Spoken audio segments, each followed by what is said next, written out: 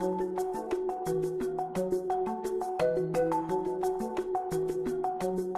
of you have probably seen or heard about the stillblowingsmoke.org campaign that's been launched in California.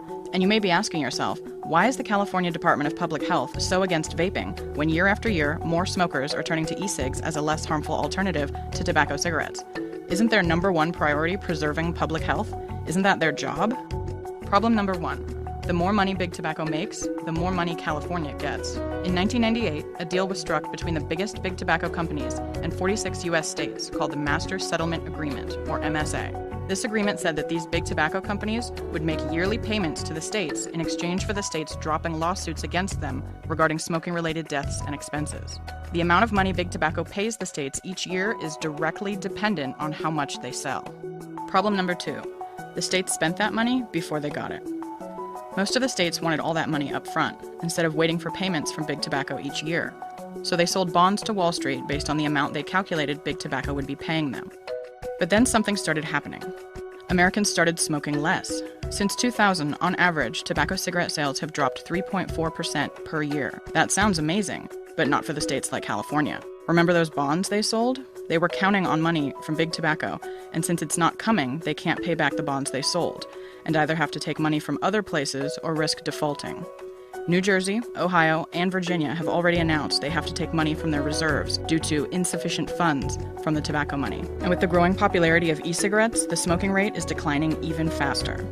California and New York are being affected the most because they have the highest populations and are owed the most money by Big Tobacco under this agreement. In 2013, cigarette shipments saw their biggest decline since 2009, and many financial analysts say the cause of that severe decline is e-cigarettes. In 2012, Americans bought over 14 billion packs of tobacco cigarettes and 200,000 packs of e-cigarettes. The following year, sales of tobacco cigarettes decreased by 1 billion, and sales of e-cigarettes doubled. Wells Fargo estimates tobacco cigarette sales will decline by 68% over the next 10 years, and e-cigarette sales will increase more than 13 times. So naturally, California is panicking. The way they see it, e-cigarettes are taking money away from them, regardless of the fact that people are getting off tobacco cigarettes. So it's now California's mission to either A, ban e-cigarettes completely and get people back on tobacco cigarettes so the money starts rolling in again, or B, classify e-cigarettes as a tobacco product so they can tax them like they do tobacco cigarettes, higher than normal sales tax, and roll them into the MSA agreement so they too have to pay the states. One of their key arguments is that if e-cigarettes fall under the MSA and also have to make payments to the states, that money gives these states a powerful tool to stop e-cigarette makers from targeting youth.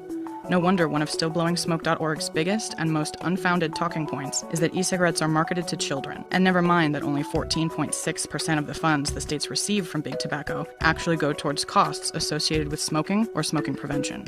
So the truth? The state of California needs tobacco sales to stay high, otherwise they default on their bonds. E-cigarettes are getting in the way of that.